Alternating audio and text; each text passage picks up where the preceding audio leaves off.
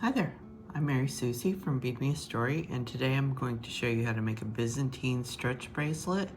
I'll be using a smaller size than we've used previously.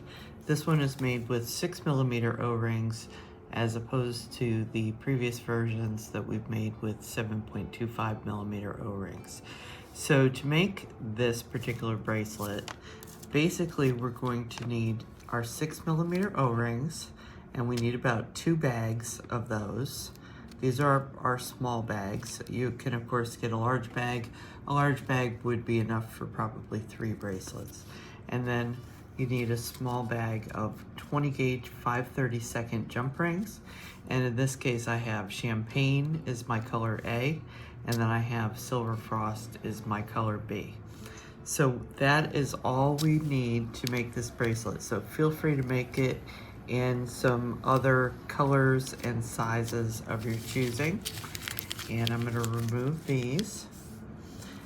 And speaking of other colors of your choosing, this one I did with green, and we'll call the gold color A and black color B.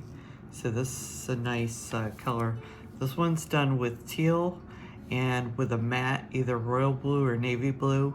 I differentiate that color. When you see royal blue, it means it's a little bit lighter. Usually navy blue means that that matte blue is a little bit darker. This one is Blue Wave, and I've used for color A, I've used gold, and for color B, I use the light pink matte jump rings.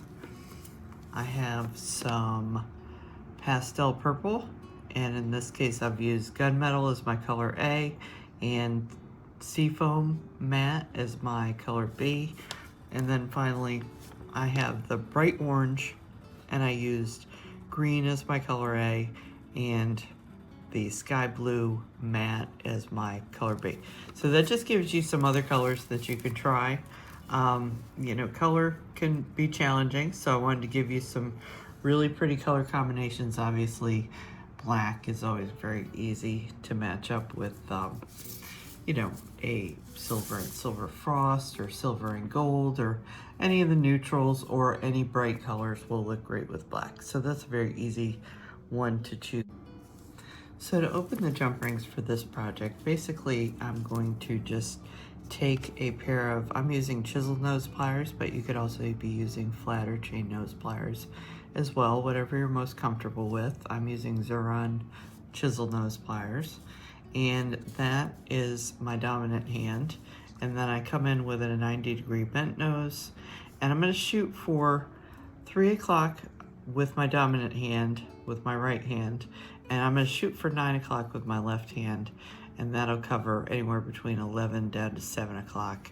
And I just push forward with my left and pull towards me with my right.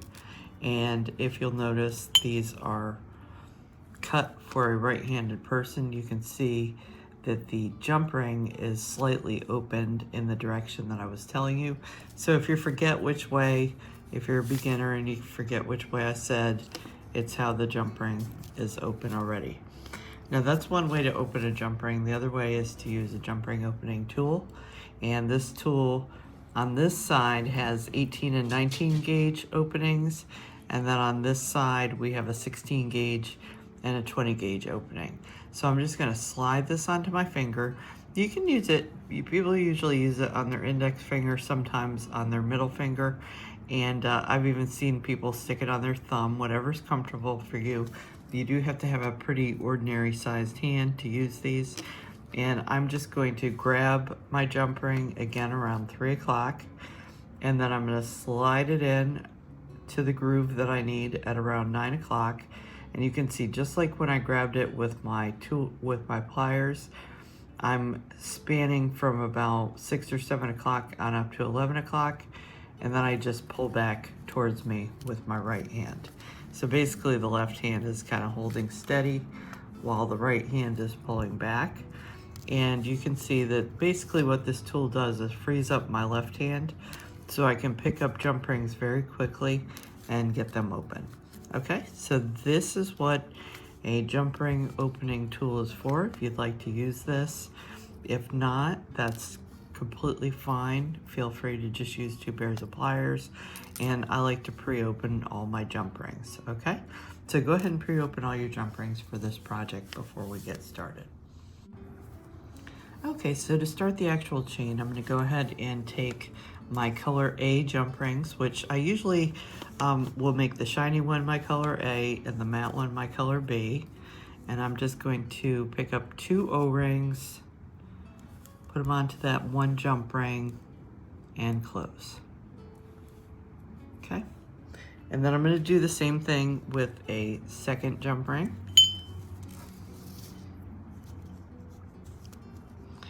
So I'm just going to pass this through these same 2 O-rings again. My jump ring tool was in my way. And then once again, we'll go ahead and close that jump ring. Okay, so now that we have this this first step completed, if you want to, you can put a paper clip or something on these first 2 O-rings. I don't think it's really necessary with this, so I'm not going to. But basically, we're just going to allow these 2 jump rings to split open, and we're going to start with our color B jump rings. So these were our color A, these are our color B, and I'm going to pick up this jump ring.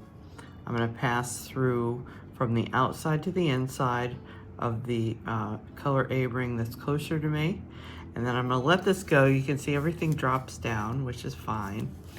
I'm going to pick up 2 more rubber O-rings, and then I'm going to lift this second ring back up and pass through it from the inside to the outside. Okay, and then notice that when we close this jump ring, we're going to be working back towards the start of our work.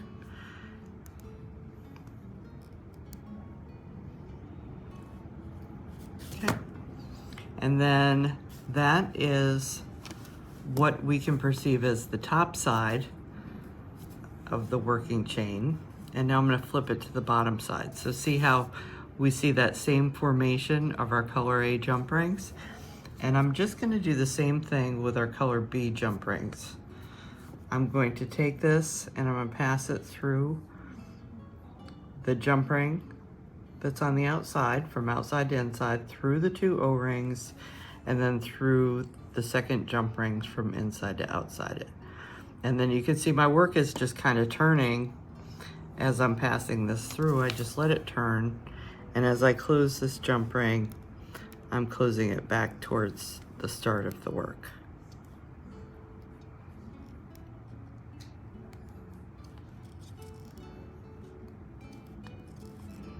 Well, that jump ring just doesn't want to close perfect for me. It's fighting me. But take all the time you need to get a really nice closure on your rings, okay? And make sure everything looks good before you move on to the next step. So for the second row, we want the way these jump rings are sitting to basically be reflected in the next row. So in order to do that, the next row I'm going to start with our color B jump rings.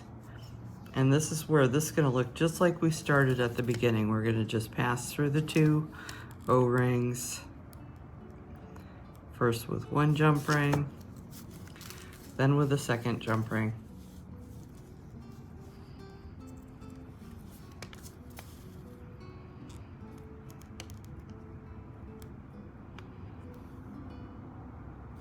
Okay, and then this looks just like it did when we started the last row. Okay, so I'm going to take, those were our color B jump rings, so I'm going to take a color A jump ring. I'm going to pass through from outside to inside. Okay, and I'll let that jump ring on the other side drop, and I'm going to pick up 2 O-rings, and then I'll bring this jump ring back up and let the working jump ring pass through it from inside to outside. Again, we're going to be closing back towards the start of our work.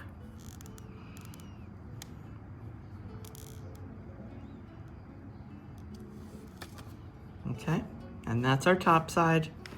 Once again, flip it over, pick up a new jump ring. Still the color A. We're just mimicking what we do it on the top side and the bottom side.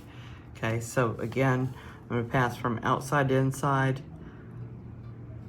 the color B jump ring through the 2 O-rings, and from inside to outside the second color B jump ring.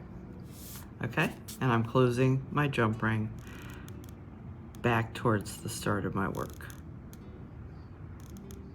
Okay, so not much to this. As I start the next row, just like in my previous row, now I'm going to start with the color A again. So my first segment of Byzantine, I start with color A. The second segment, I start with color B. Now I'm back to color A to start it again. Okay, so once again, we're just gonna pass through our 2 O-rings once and then twice.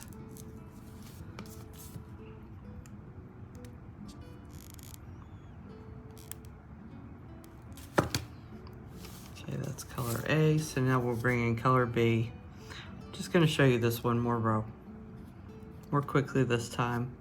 Pass through the jump ring, pick up 2 O-rings, bring the second jump ring up, and close.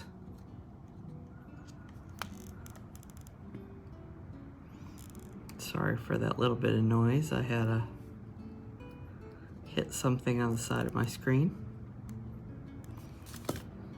Okay, and then I flip it over to the back side. And I'm just gonna keep repeating this same way. And of course, we're gonna be alternating the colors in this same way the whole way through until we get to the length that we need this to be.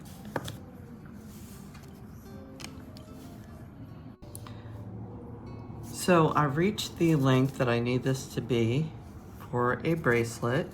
And I'm just gonna show you that I added, this is our working final row, and I've added 2 B jump rings.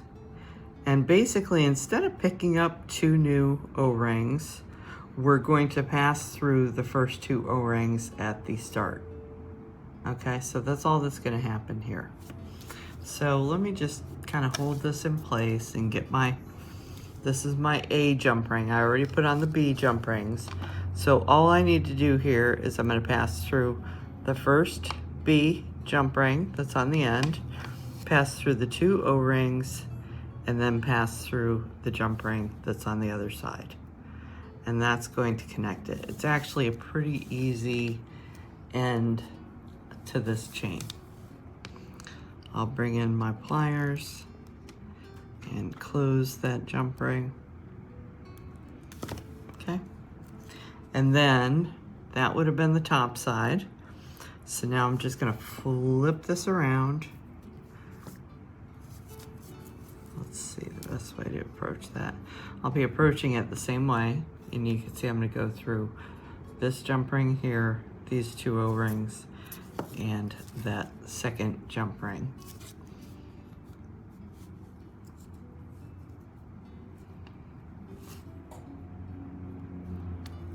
Okay, and then we're gonna close, and that is all there is to it. It's actually really pretty simple to close a closed ring Byzantine once you know how we're making this weave. Okay, I hope you've enjoyed this project. Like I showed you in the beginning, you can do this in all sorts of colors. I have made this particular color into a kit if you want to receive it along with the tutorial and all the supplies with it, but you can make this in any number of colors that you like the most. So feel free to get creative with this. It's a great beginner project. Thanks so much, and I'll see you next time.